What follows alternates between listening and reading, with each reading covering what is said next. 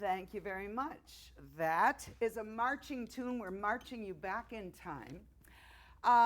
But the marching tune itself it's got a purpose here today. You've heard that marching tune. You know it. You associate the revolution with it, which is all very true. But does anybody know the name of it? It's called The Girl I Left Behind Me. That's what this show is about. The girls left behind. The girls left out of the history books. I know that when I was in school, as far as any of us knew, there were no women in America's past. There were two. There was Clara Barton, a good Jersey girl, and there was Betsy Ross. And that was it, as far as I was ever told. So it was a shock when the women's movement came along in the 1970s, and people said, wait a minute, women were here all along? Let's find out what they were doing, even if they're not famous. And so the Women's History movement was born. So this program will celebrate the images of women, the unknown women mostly, through time in America, and see where they were socially and politically, and whatever was happening, music can tell us. And we're especially celebrating today because it is your 175th anniversary of Wayne Township. And so in commemoration of that, we're going to remember the women of Wayne, the women of Wayne. Try to say that a lot, women of Wayne. But truly, hopefully the songs can conjure them. We'll hear a few names, but mostly we're going to just find out what they might have been doing in these homes here and their lives, as seen in the popular songs of the day. Of course, the very first women here were the Native Americans. It was the Lenape tribe. The Munsee was their language. And we know all this because of uncovered remnants of hearths and projectile points and stone tools and pottery shards and bone fragments, all of which have been found along the banks of Wayne's waterways, indicating the strong settlement of Native Americans here. Those women were farmers. The men farmed and hunted and fished here. It was a tranquil, peaceful community. Then in 1695, Arent Schuyler traveled here from Albany. He traveled here with a party of 8 men, and they were all here hoping to negotiate with the indigenous people for some of the land rights in the region, and they were successful. And so they took a portion of what they received from the trade with the Indians, and they divided that into 8 parcels. And Arent Schuyler built 1-story fieldstone home in the early Dutch construction overlooking the Ramapo. And it is here, then, that the first white women of Wayne lived. Now, I say women because Schuyler married 3 times. And we don't know a lot about these women, so let's make sure at least we know their names. One was Swantia Dykeson, the other was Maria Walters, and then there was Jenica Teller. What we do know is that they helped Schuyler father 12 children. And so that is just one of those 8 houses that has the women of Wayne in the earliest days. When he moved out in 1710, Schuyler left the home and property to one of his children with Jenica, and that was Philip Schuyler. And he was a leader just like his dad. He was involved in local government, and he was a representative in the New Jersey legislature, and he ran the Pompton Iron Works. So he and his wife, Hester Kingsland, had 12 children here. So now we're in the 18th century, and let's see what's going on in the colonies right about then. What we find is going on, we're going to find out best from Abigail Adams. Because Abigail, she was constantly writing to John Adams, and her amazing intellect is alive in all of these letters. And this one she writes particularly when he is away building this new democracy and writing this declaration. And she writes to him, I long to hear that you have declared an independency. And by the way, in the new code of laws, which I suppose it will be necessary for you to make, I desire you would remember the ladies and be more generous and favorable to them than your ancestors. Do not put such unlimited power into the hands of husbands. Remember, all men would be tyrants if they could. If particular care and attention is not paid to the ladies, we are determined to foment a rebellion and will not hold ourselves bound by any laws in which we have no voice or representation. Thank you, Abigail Adams. Sadly, they didn't do that. No, we were not written in.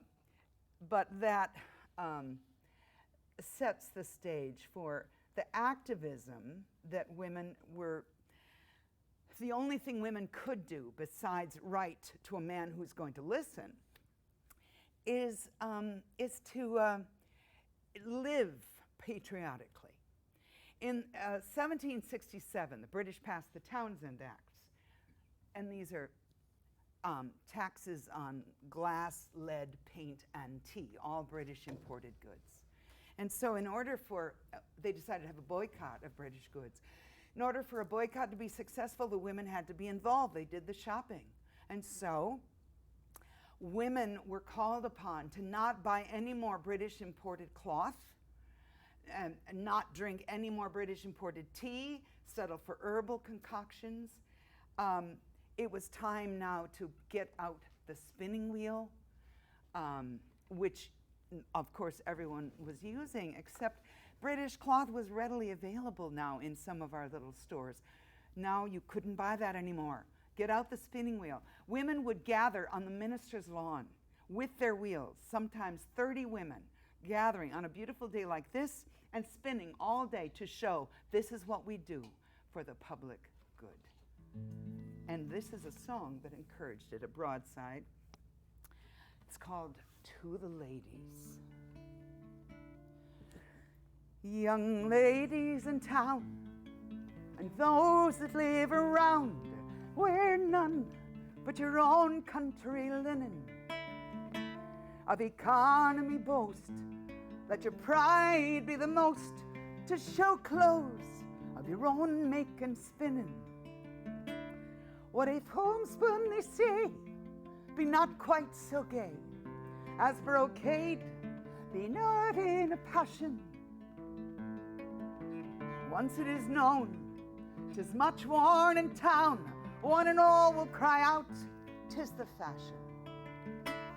And as one all agree that you'll not married be to such as will wear London factory, but at first sight refuse, tell 'em you will choose as encourage your own manufactory. No more ribbons wear, nor in rich silks appear. Love your country much better than fine things. Begin without passion, 'twill soon be the fashion to grace your smooth locks with a fine string. Put away your bohea and your green ice and tea, all things of a new fashion duty, and set by a good store of the choice Labrador. There'll soon be enough here to suit ye. These do without fear to wool and clever. Though the times remain darkish, young men will be sparkish and love you much stronger than ever.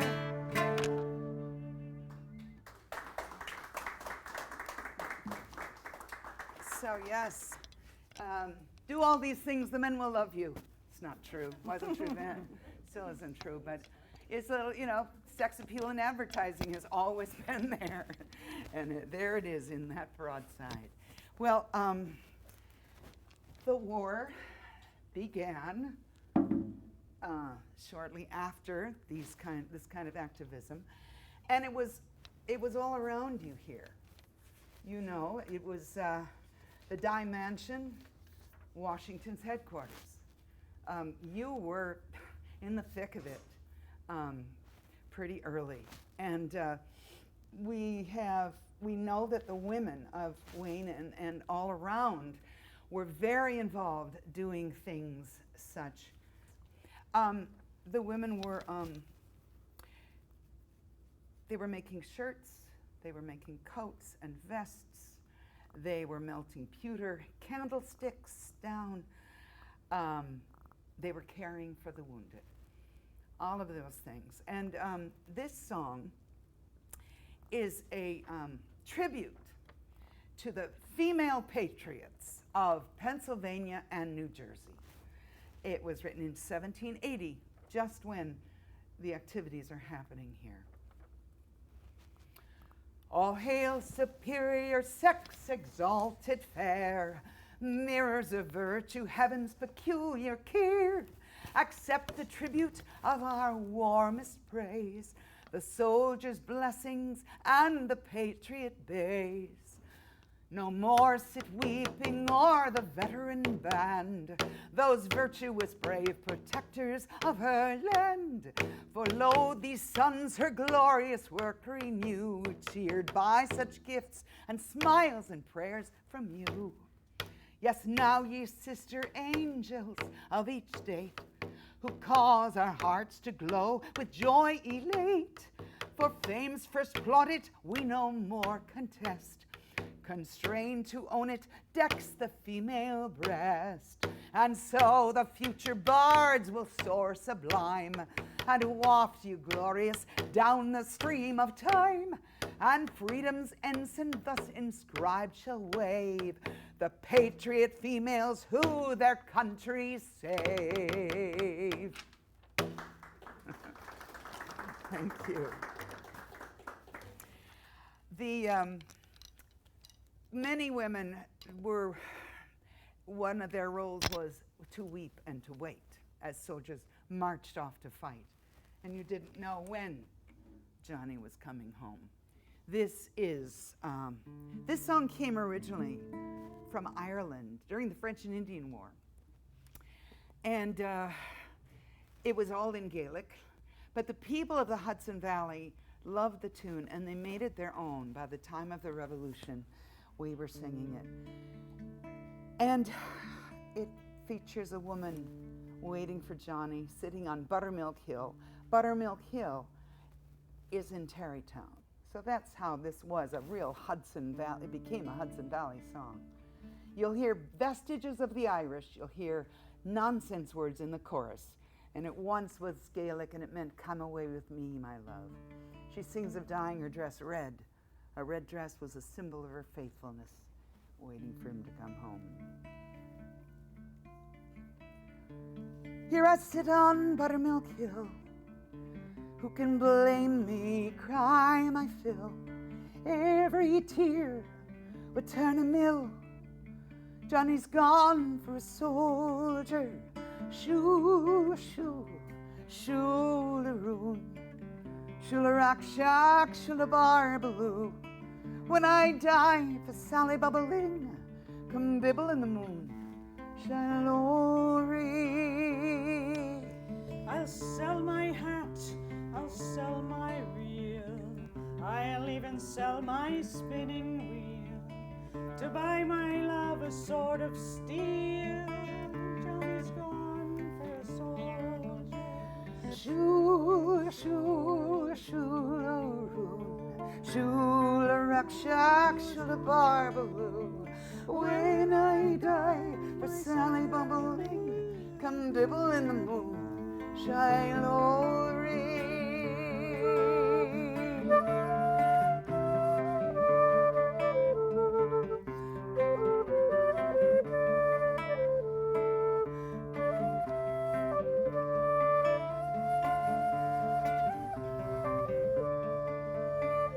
I'll dye my dress, I'll dye it red, and in the streets I'll beg for bread.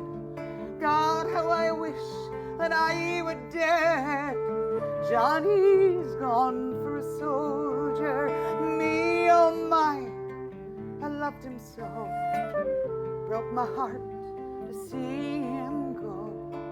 Only time can heal my woe. Johnny's gone for a soldier. Shoo, shoo, shoo-la-roo. Shula-rak-shack, shula-barbaloo. When I die for Sally Bubbling, come bibble in the moon, Shiloh-ree.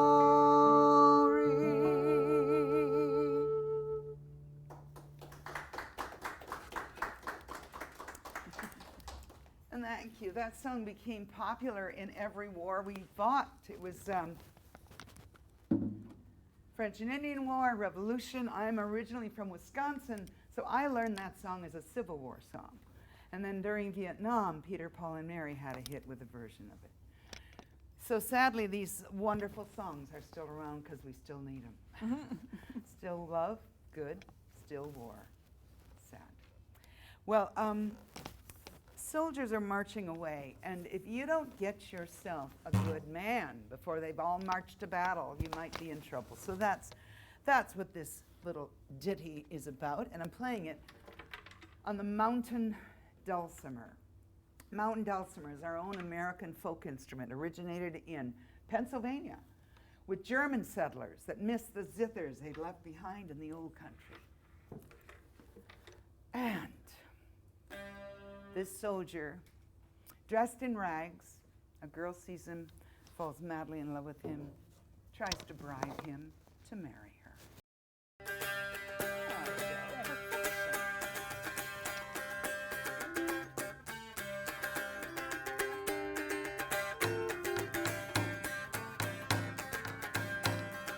Soldier, soldier, will you marry me with your musket, fife, and drum? Oh, how can I marry such a pretty girl as you when I have no shoes to put on? So off to the shoe shop she did go, fast as she could run. Riding back the finest that was there, and the soldier put it on. Soldier, soldier, will you marry me with your musket, fife, and drum? Oh, how can I marry such a pretty girl as you when I have no coat to put on? Off to the coat shop she did go, as fast as she could run. Riding back the finest that was there, the soldier put it on.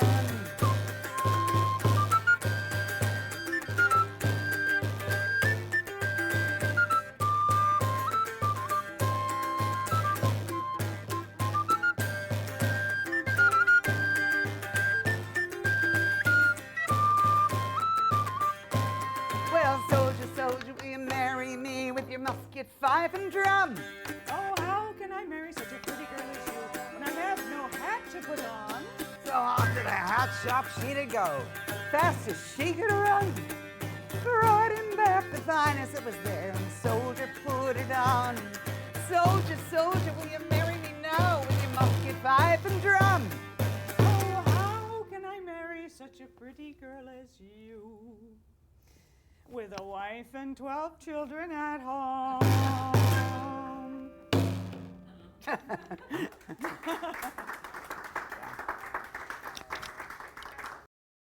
So I was just playing the cheapest dance band instrument in the history of music, which, because you get 2 for 1.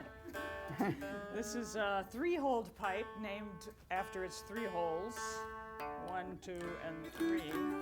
But if you overblow these first 4 fingerings, if you just blow a little harder and do the same fingerings again, you get 8 notes. So you can play 8 or 9 note tunes, and so your other hand is free to play any number of things or do a number of things, but probably most useful is to play the drum. And this is called the tabor. The pipe and tabor was something that we hear about in Shakespeare's plays, and it existed much earlier too as an instrument to practice your dancing with. Someone could play the tune and play the beat, which was very helpful. And also in the countryside, the pipe and tabor was a happy friend of the bagpipe. So they would play together, and you'd always have your dancing beat with the drum. It has a gut snare, and it's made out of sheep's gut. So that's the buzzing that you hear. And it's tension. It's a tension drum with ropes and little pieces of skin that slide up and down and loosen and tighten the ropes. Well, in that last song, you heard how desperate women were. Because think about it, in colonial times, colonial lives, society was based on households. And you, as a woman alone, you couldn't just go get yourself a place. You had to live in a household.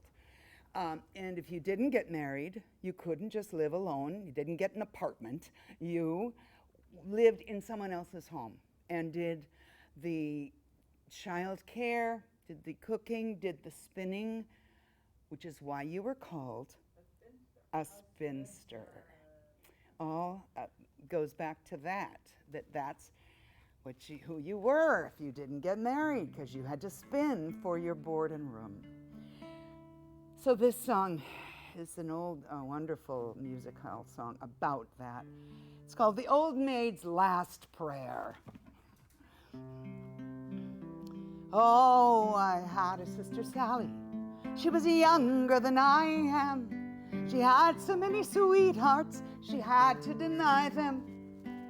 As for my own part, I never had many. Oh, won't you come and court me? I'd be thankful for any. Come, a landsman, a pinsman, a tinker or a tailor, a doctor or a lawyer, a ploughboy or a sailor. Come gentle, come foolish, come strong or come witty. Don't let me die an old maid, but take me out of pity. Oh, I had a sister Susan. She was ugly and ill-shapen. Before she was 16 years old, she was taken. Now she is 18 with a son and a daughter. And here I am 5 and 20 and nary an offer.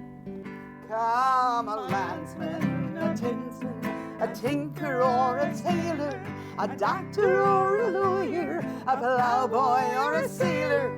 Come gentle, come foolish, come strong or come witty. Don't let me die an old maid, but take me out of pity. I never will be scolding, I never will be jealous. My husband shall have money to go to the alehouse. And while he's there a-spendin', I'll be home a-savin'. Now I leave it to the world, don't you think I'm worth a having? Come, a landsman, a pinsman, a tinker or a tailor, a doctor or a lawyer, a ploughboy or a sailor. Come gentle, come foolish, come strong or come witty. Don't let me die an old maid, but take me out of pity. Thank you. Any takers, sir? Sir, sorry, we won't bother you anymore. It's good to be the only one sometimes. So, as you see, this was women's lot. You know, you didn't have many choices. You had no choices. You got married or you didn't. And so there are some women who found ways around that to do something more dramatic. Sometimes it was as simple as picking up guns when you're needed. And that is Molly Pitcher. And that is there are at least 3 women, one of them in New Jersey at Monmouth Battlefield. That was Mary Hayes. coming in, the woman who carried water to the cannons. Took 3 men to man a cannon. If a man fell, that woman knew it. She part of the routine. She brings the water. She knows what they do. She steps in, becomes the 3rd, and the battle goes on. And she is a heroine for it. So Mary Hayes of Monmouth Battlefield is one of those. Another one was right on the Hudson, Margaret Corbin. So these are ways that women did more than what was expected. But none of them quite topped our Deborah Sampson. Deborah Sampson was a 19-year-old from Massachusetts who wanted nothing of woman's lot. So one day she dressed herself in man's array, and she went to the recruiting office, and she signed in as a soldier.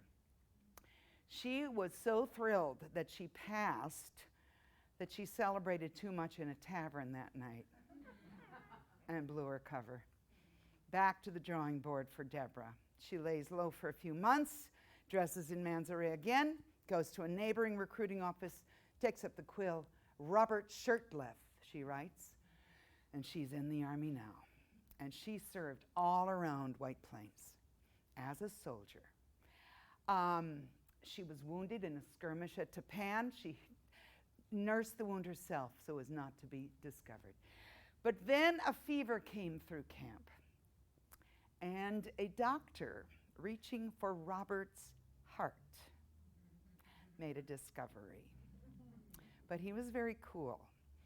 He took her home to his wife. They nursed Robert back to health. And then it got complicated because the doctor's niece fell in love with Robert. And finally, she wrote the niece a letter. It's just simply not going to work. Signed, your own sex.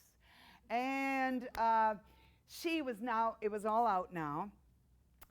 Well, she was honorably discharged from the Army at West Point as a soldier. And then she kept her men's clothing for a while, was a farmhand for a couple of years. Then one day she dressed in as a woman and she married a man and she had 2 children. And she went and spoke all over the country, especially at the Federal Theater in Philadelphia, of her service as a soldier. And that was quite remarkable for a woman to be getting up and saying such things. She wrote a book. All of this is happening. When she died, her husband sued and won a federal pension for her service as a soldier. That's Deborah Sampson. So this, I know, here's to Deborah Sampson. And this song shows she's not the only one. There's a lot of cross-dressing songs and ballads, especially seafaring ones. And here is my favorite. When I was a young maid, about 17, I enlisted in the Navy, all for to serve my queen. I enlisted in the Navy, a sailor for to send. Hear the cannons rattling, and the music's so grand, and the music's so grand, and the music's so grand. For to hear the cannons rattling, and the music's so grand. The officer enlisted me, was a fine and a gentleman. He says, you'll make a sailor. Come along, young man. My waist was neat and slender, my fingers neat and trim. Very soon they learned me, I soon exceeded them.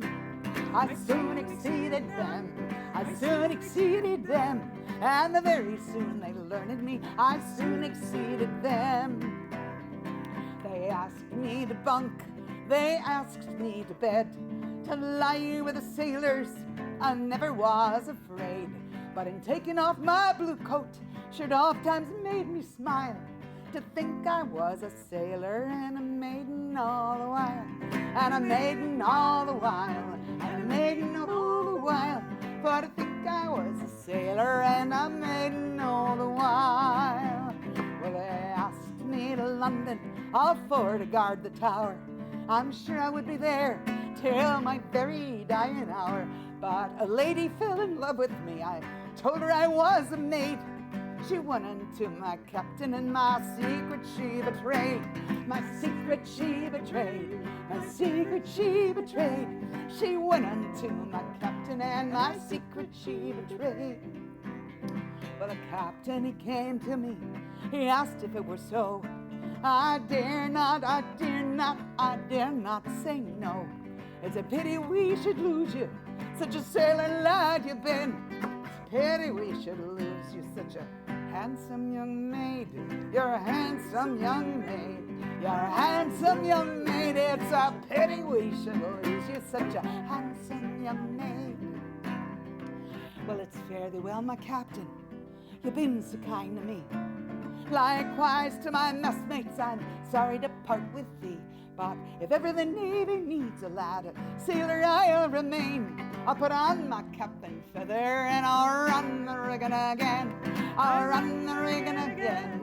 I'll run the rigging again. I'll put on my cap and feather, and I'll run the rigging again.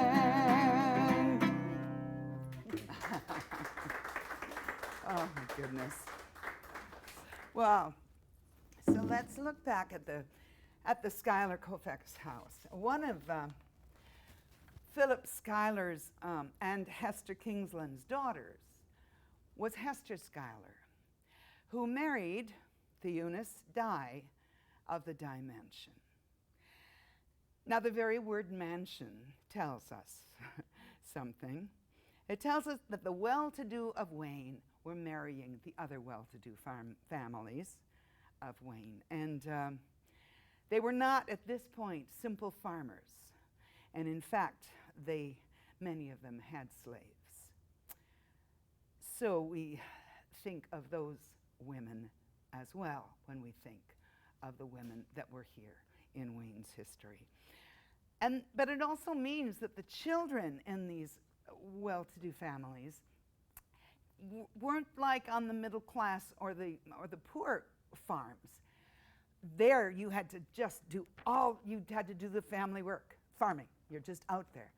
These girls have a whole different job to do. They're in a prosperous home, and they need to become elegant young ladies so that they have to learn the arts and the skills that will make them marriageable to a fine family such as the Dyes.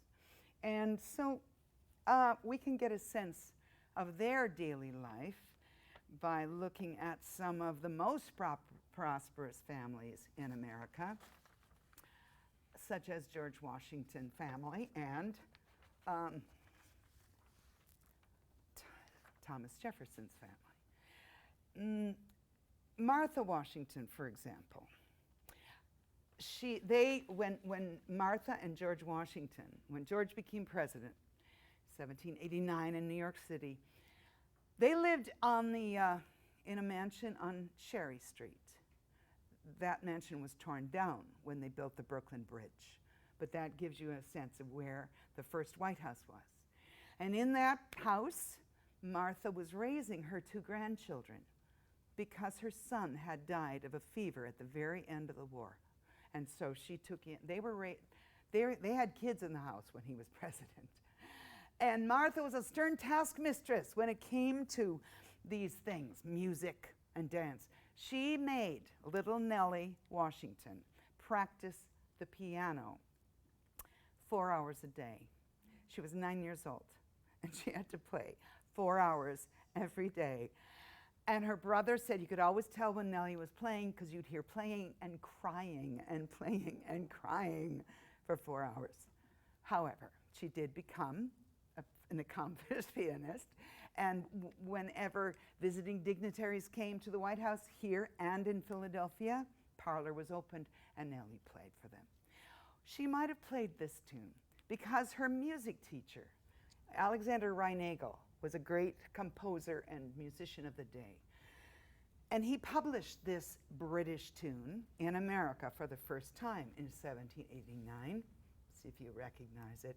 But this definitely would have been in her repertoire since her teacher published it here.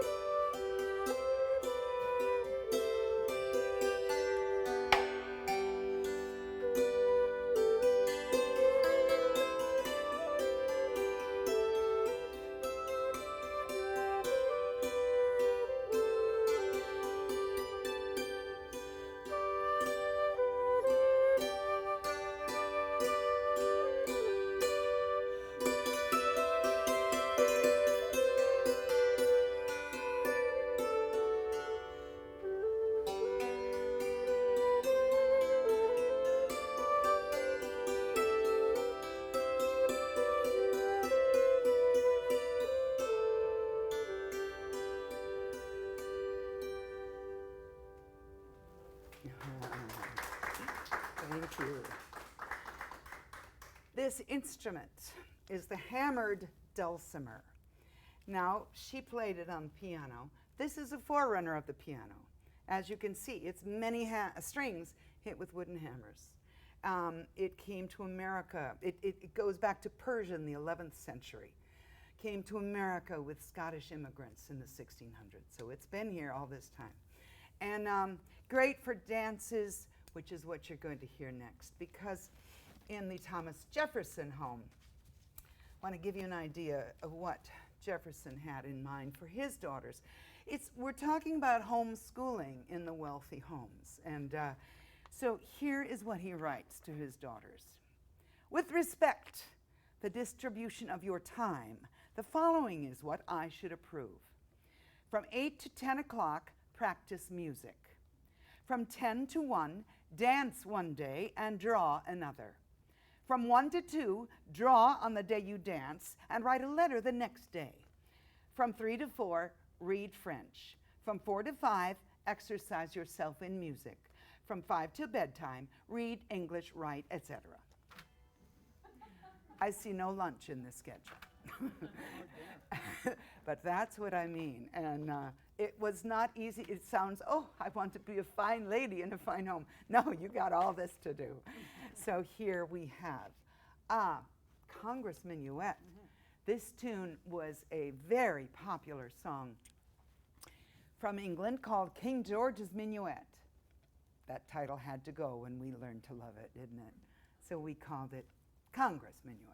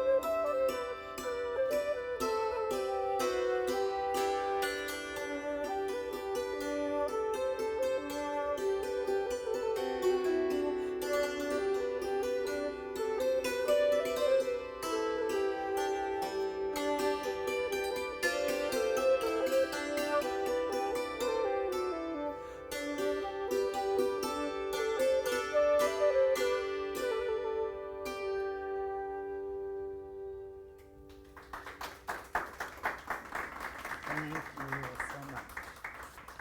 Well, there were other prosperous farms, the Van Riper Hopper House, the Meade Van Dyne House, and others that you no doubt know of.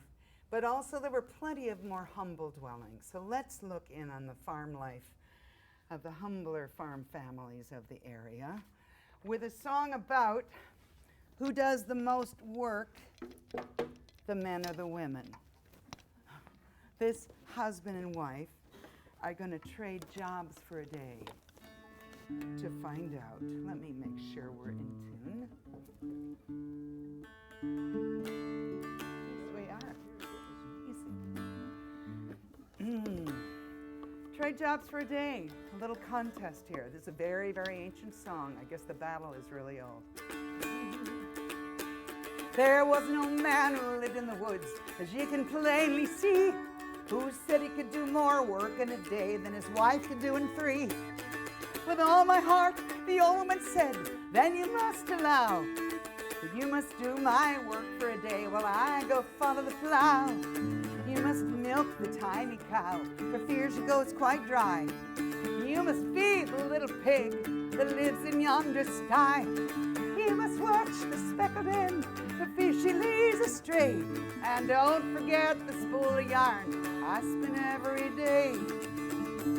So the old woman took the staff in her hand and she went to follow the plow. The old man took the pail in his head, he went to milk the cow. But Tiny she winked, Tiny she blinked, Tiny she tossed her nose. Tiny she gave him a kick in the shin till the blood ran down to his toes. Then whoa, Tiny, slow, Tiny, my pretty little cow, stand still. If ever I milk you again, he said, it'll be against my will. Then he went to feed the pig that lived in yonder sty. The old son ran up against his legs and threw him in the mire. And then he watched the speckled hen for fear she lay astray. Quite forgot the spool of yarn his wife spun every day. The old man swore by the sun and the moon and the green leaves on the trees that his wife could do more work in a day than he could do in 3. And when he saw how well she plowed the furrows even, he swore she could do more work in a day than he could do in 7. And that's it. Sorry. That's the final word here. You can continue the argument out in the parking lot, but I don't think there's anyone to argue, perhaps this gentleman. And so this is as interesting, another thing, occupation came into your community by 1831. It was the Morris Canal. This was great because, you know, the canal era was short, but it was suddenly very valuable to wherever it was going. That canal hooked the mountains of Pennsylvania to the iron works of New Jersey. And so on that canal, also farm goods and produce. So it suddenly made it even more prosperous around here. And I used to do a lot of canal songs. It's been many years since I've been asked to. I was so thrilled that I could do one here, but I have to have my words because I can't remember it all. It's a cute little ditty, very much a ditty, isn't it, Christa? Christa's going to do anything she can to rescue it from being too much of a ditty and just making it more fun. It's just a very sweet little song. There is something to be said for ditties, though. Ditties. It's a very important part of American history songs. Ditties are. So this is a girl who falls in love with a canaler on the canal, much to her father's disapproval. Little Sally Waters sitting in the sun, waiting, praying for her skipper to come. Rise, Sally, rise, wipe your eyes now with your frock. Your little cappy's built for home, and at this place he'll dock. Little Sally Waters was a fine young gal. She met, fell in love with a skipper on the canal. All things went well, till one day her father said, I'd rather see you buried than to that canaler wed. But she asked the reason why he turned so cold toward her true lover, so manly, kind, and bold. That life is too romantic, and for you I fear that you will soon regret it if you seek his love to share. When he arrived, she quickly told him all.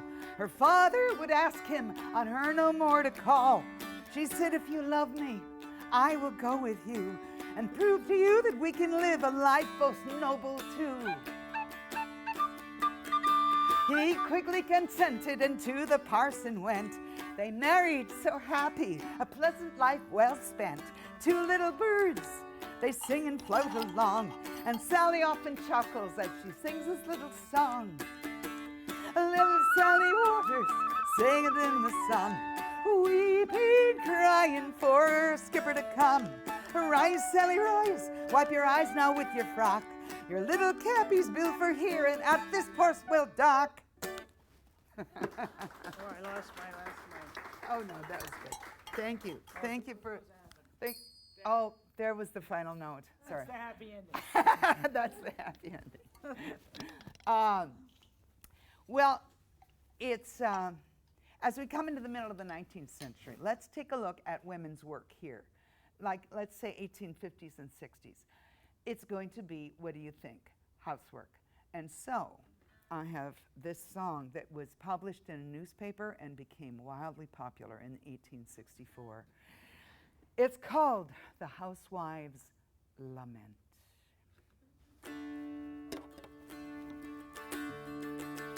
One day I was walking, I heard a complaining. I saw an old woman with a picture of gloom. She gazed at the mud on her doorstep. 'Twas raining, and this was her song as she wielded a broom. Oh, life is a toil, and love is a trouble. Beauty will fade, and riches will flee. Pleasures they dwindle, and prices they double, and nothing is as I would wish it to be. There's too much of worriment goes into a bonnet. There's too much of ironing that goes to a shirt. There's nothing that wastes us, time we waste on it. There's nothing that lasts us but trouble and dirt. Life is a toil and love is a trouble. Beauty will fade and riches will flee. Pleasures they dwindle and prices they double, and nothing is as I would wish it to be.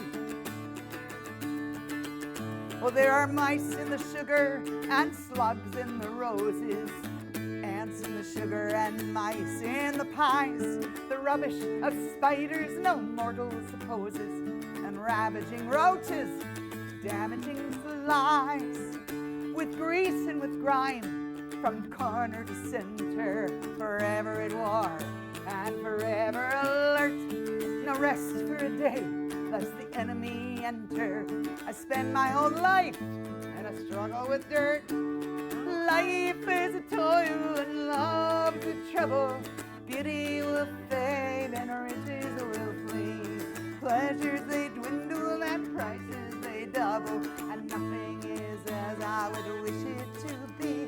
Last night I dreamed I was stationed forever on a small little rock in the midst of the sea. My one chance for life was a ceaseless endeavor to sweep off the waves ere they swept over me. Alas, 'twas no dream.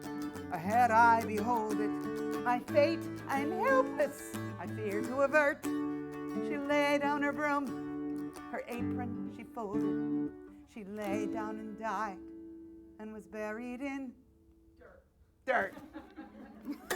Thank you. You understand. Well done. Well, there was an alternative for this, for women. It's called the Industrial Revolution. It started in the mill towns of Lowell, Massachusetts, and Patterson, New Jersey. So not far from here. They found cheap labor. The cheap labor was women wanting to get away from this work, and so attract them to the factories. And there were some good points to that, except 14-hour days, 6 days a week, exhaustion, repetition. Pretty soon you're singing this tune. No more shall I work in the factory, greasy up my clothes. No more shall I work in the factory, get splinters in my hose. Pity me, my darling, pity me, I say. Pity me, my darling, carry me away. No more shall I see the bosses say, girls, you better dull. No more shall I hear the bosses say, spinners, you better spin off. Pity me, my darling, pity me, I see. Pity me, my darling, and carry me away. No more shall I wear the old black dress, greasy all around. No more shall I wear the old black bonnet, the hole only in the crown. Pity me, my darling, pity me, I see. Pity me, my darling, carry me away. No more will I hear the boss come down, all dressed up so proud, 'cause I know I'll marry a country boy before the year's out. Pity me, my darling, pity me, I say, pity me, my darling, and carry me away. Yes.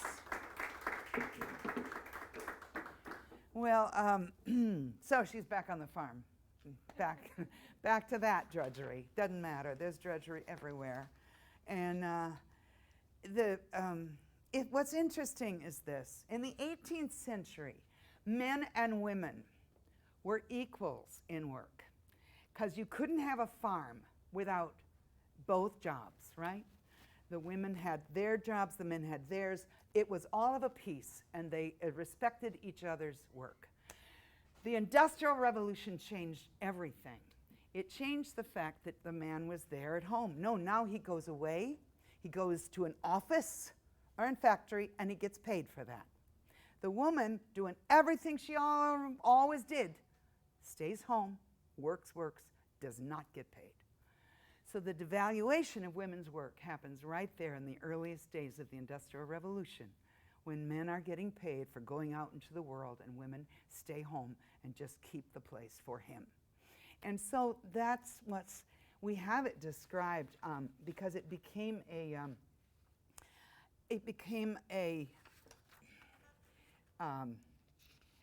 philosophy, women's sphere and men's sphere.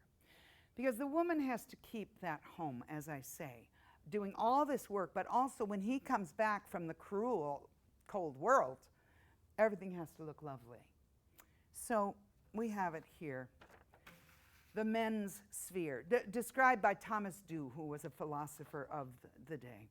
The men's sphere. He leaves the domestic scene. He plunges in the turmoil and bustle of an active, selfish world.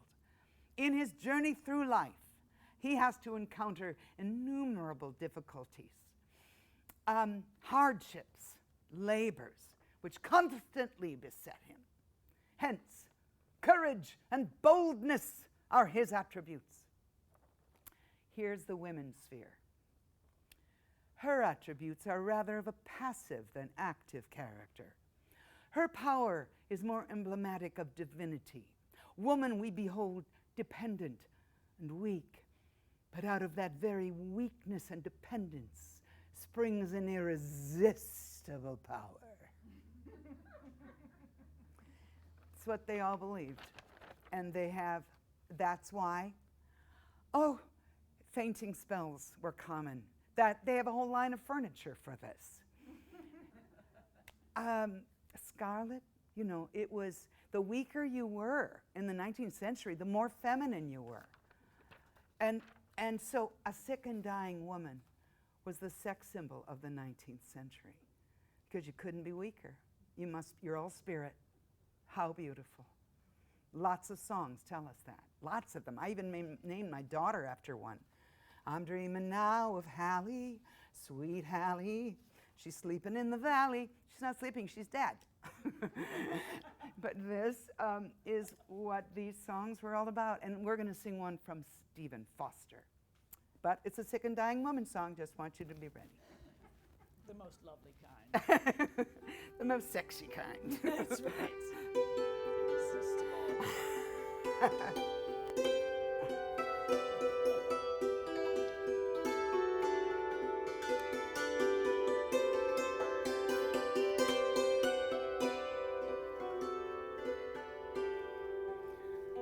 Thou wilt come no more, gentle Annie, like a flower thy spirit did depart. Thou art gone, alas, like the many that have bloomed in the summer of my heart. Will I never more behold thee, never hear thy winning voice again? When the springtime comes, gentle Annie, when the wildflowers are scattered o'er the plains.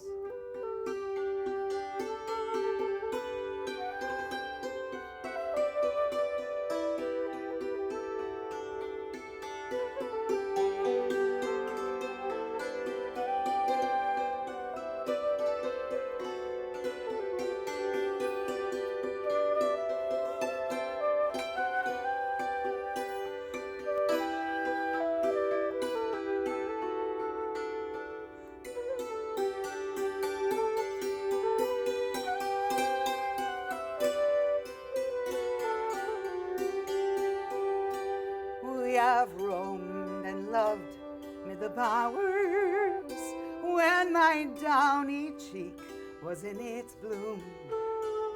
Now I stand alone midst the flowers as they mingle their perfume o'er thy tomb. Will I never more behold thee, never hear thy winning voice again? When the springtime comes, gentle Annie, when the wildflowers are scattered o'er the plains. Thank you.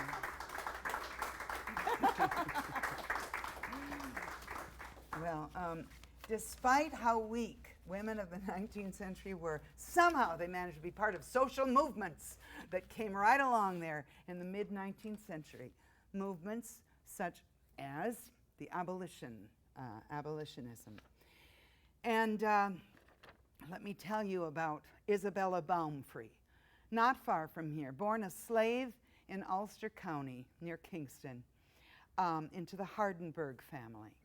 She lived with them until she was 10 years old, and her first language was Dutch. She was sold 4 times, and her own children were sold away from her.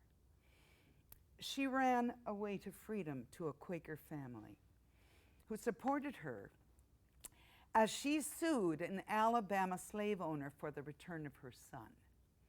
And she won.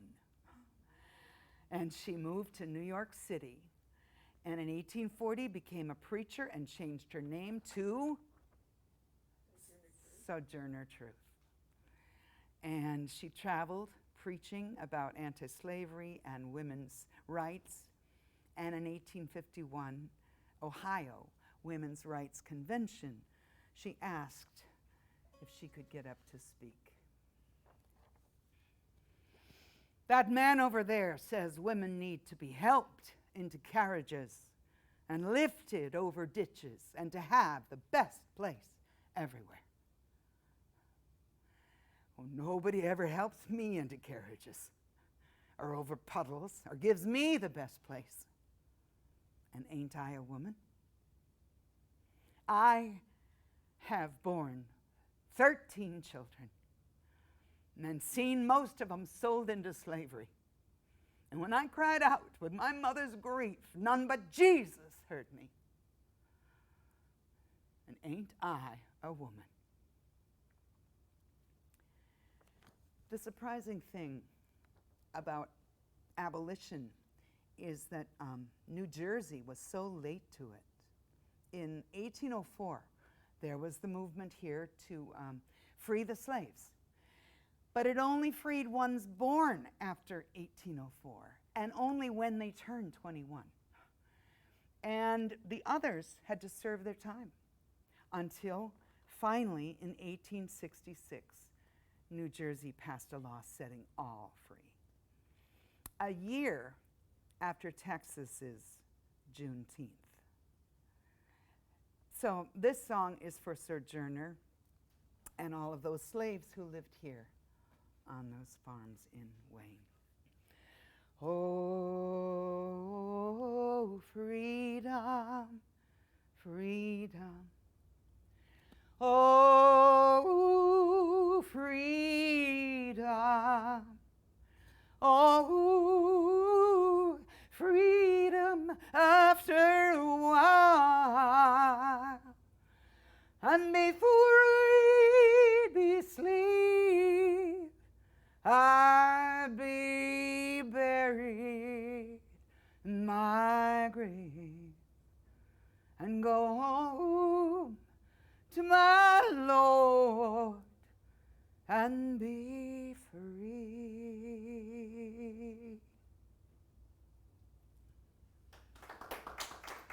Thank you. Another prominent abolitionist was Henry Stanton, but it's his wife who made the big difference in the world. Elizabeth Cady Stanton, frustrated beyond belief because her husband went all over America, spoke for the abolition of slavery and for rights. And she is sitting in Seneca Falls with 7 children. And she's got an intellect, she's got ideas, she can't go anywhere. And she has a little tea party over which they complain about this, how frustrated they are. And they said, what about a women's rights convention? And in a month and a half after that little tea party, it happened there in little Seneca Falls. And people, before the age of internet or cell phones, found their way to that town for that convention, including Frederick Douglass. So it has begun. In 1851, she meets Susan B. Anthony. Perfect partnership. Susan is unmarried. She can travel. She can speak. And Elizabeth can write. They worked together for years, speaking at women's rights conventions. And Susan gave speeches all over the country about women's voting. And that Western campaign for women's voting saw results. You'll never believe it, but it was Wyoming Territory, the first place women got the right to vote, 1869. And it happened also over a tea party. Esther Quigg Morris, having a tea party with her legislators in the wagon yard. And they said to her, how can we bring other families here? How can we get, she said, give women the vote. You will have families, you will have schools, you will have church, you will have civilization. And they did. So in 1869, Wyoming began it. Colorado was next. In 1893, women could vote there.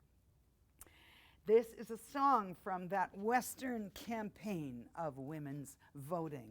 If you want to sing the little chorus along the end, just pay attention. You'll get there. There's very much trouble at present throughout the political ring, in foreign affairs or domestic, of which I am going to sing. Discussing the silver bill question is keeping my husband out nights. He's mad if I happen to mention a subject they call women's rights. But we're going to vote in the election.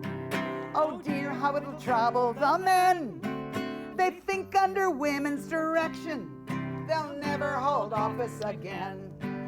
So that's the chorus. I hope you pick it up this week. It's a great little It's kind of irresistible.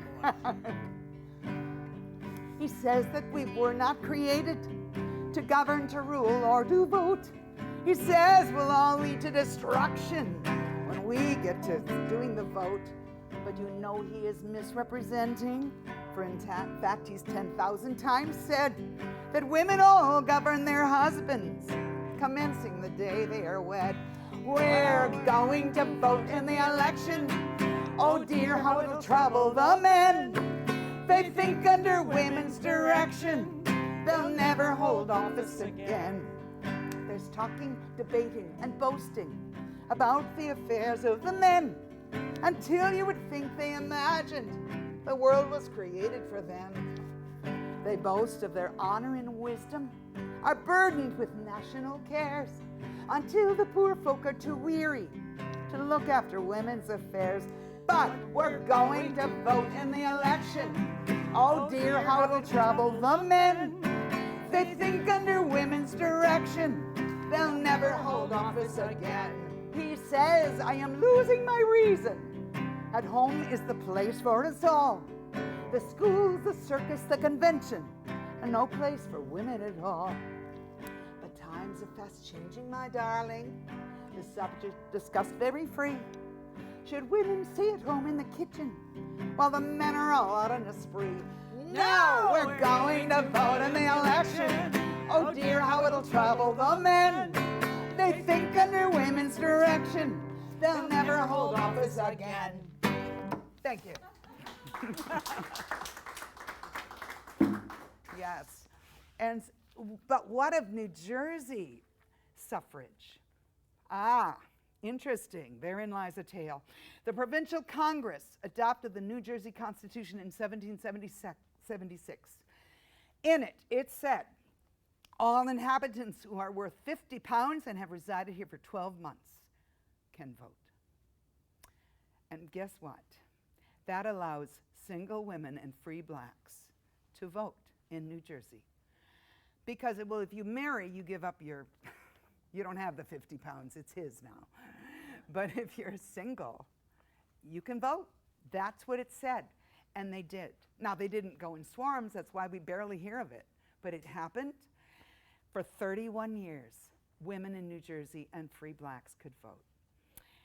And in 1807, the legislators said, what are we doing? This is crazy. And they amended it, so only white males could vote.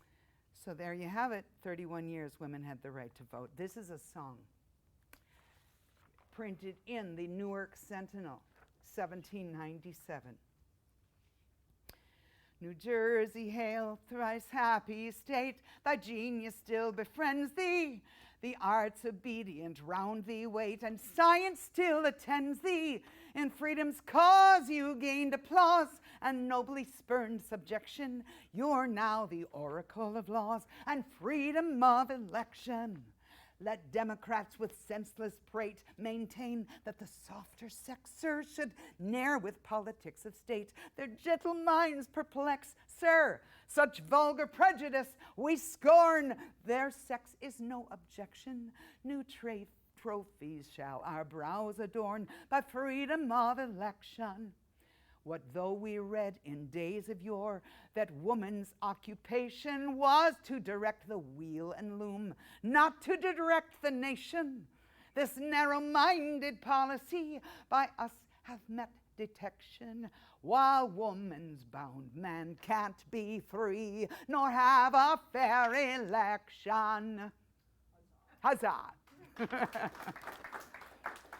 So at least the Newark Sentinel believed in it and celebrated it. Well, in 1857, Lucy Stone in Orange, New Jersey, refuses to pay property taxes. No taxation without representation, she and other women began to shout.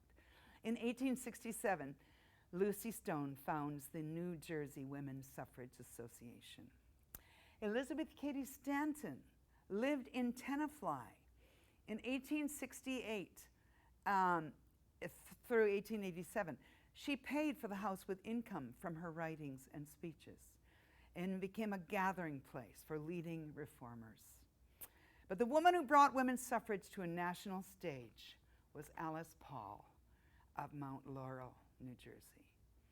March 3rd, 1913, the day before President-elect Woodrow Wilson's inauguration, approximately 8,000 women marched with banners and floats down Pennsylvania Avenue from the Capitol to the White House, while 500,000 spectators watched and supported and harassed them. The crowd included drunken men who turned the event into a near riot as they attacked the women, and there was very little police protection. Finally, the cavalry was brought in.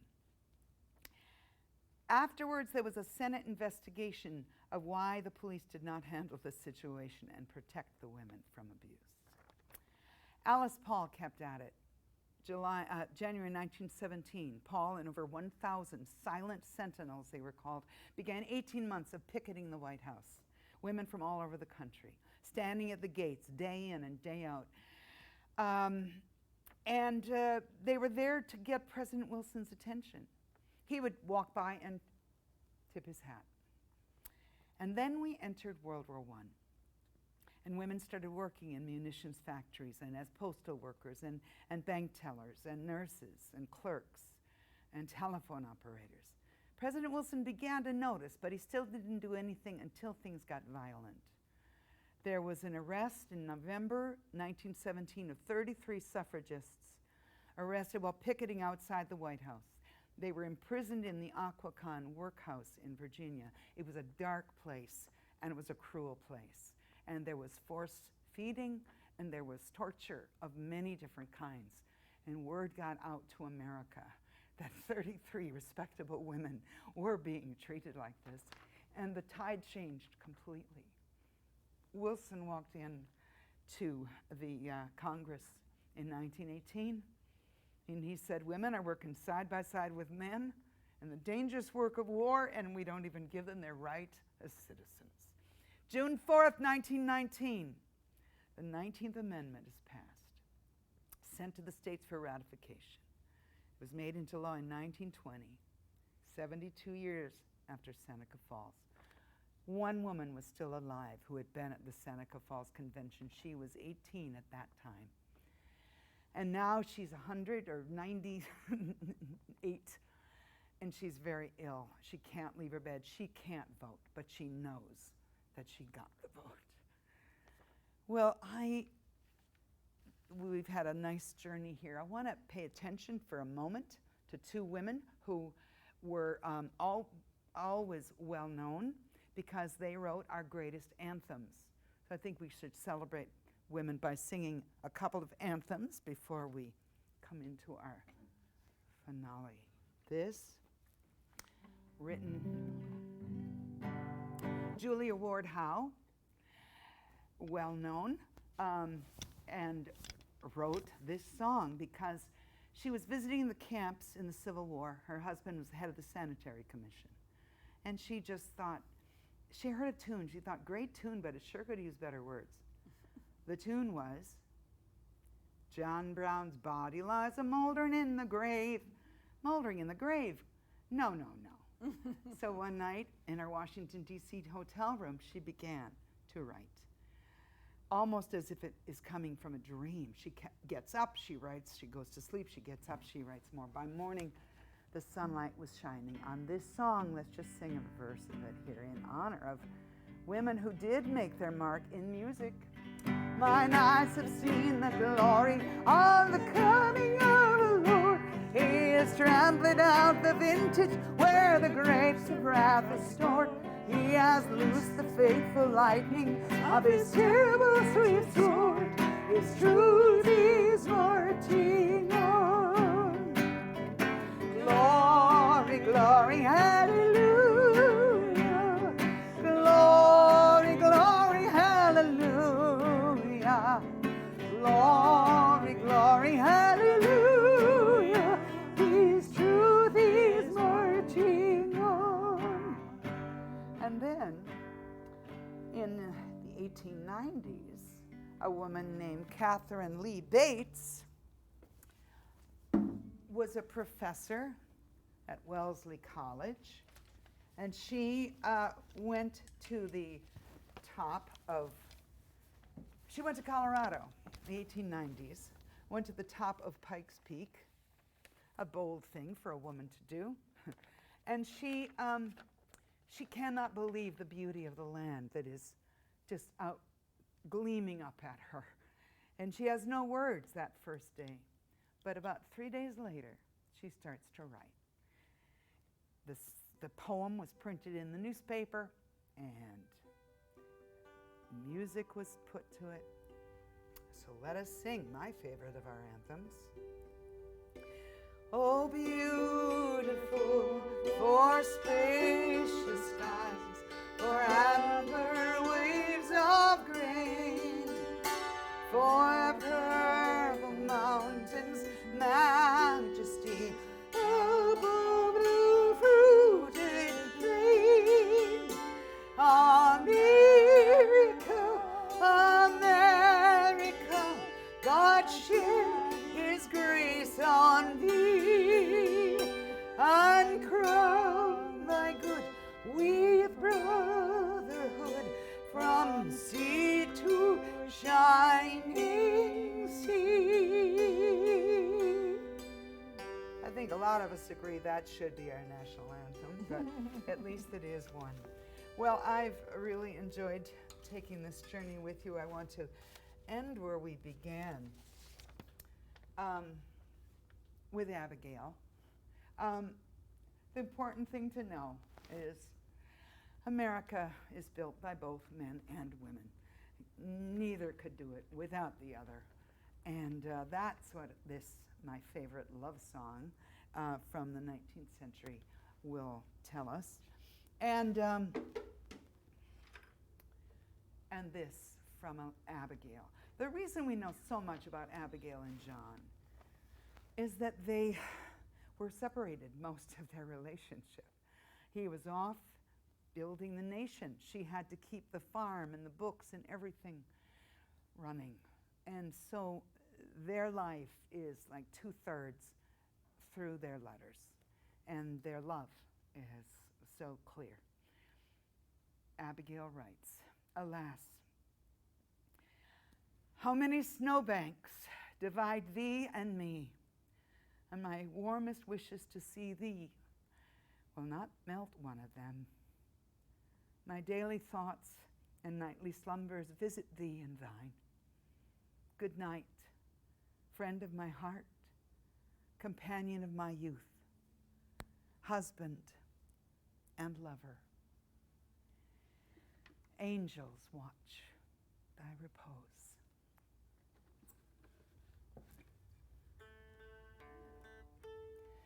I wander today to the hill, Maggie, to watch the scene below. The creek and the old rusty mill, Maggie, where we sat long, long ago. Well, the green room is gone from you, Maggie, where first the daisies sprung. The old rusty mill is still, Maggie, since you and I were young.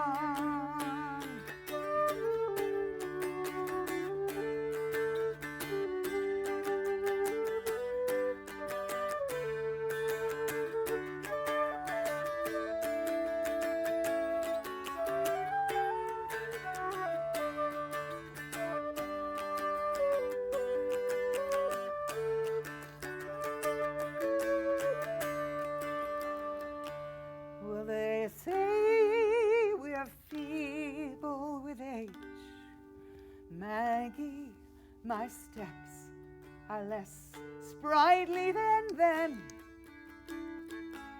My face is a well-written page, Maggie, but time alone was the pen. Well, they see we were rigid and gray, Maggie, as gray as the white breaker's thumb. But to me, you're as fair as you were, Maggie, when you and I were young.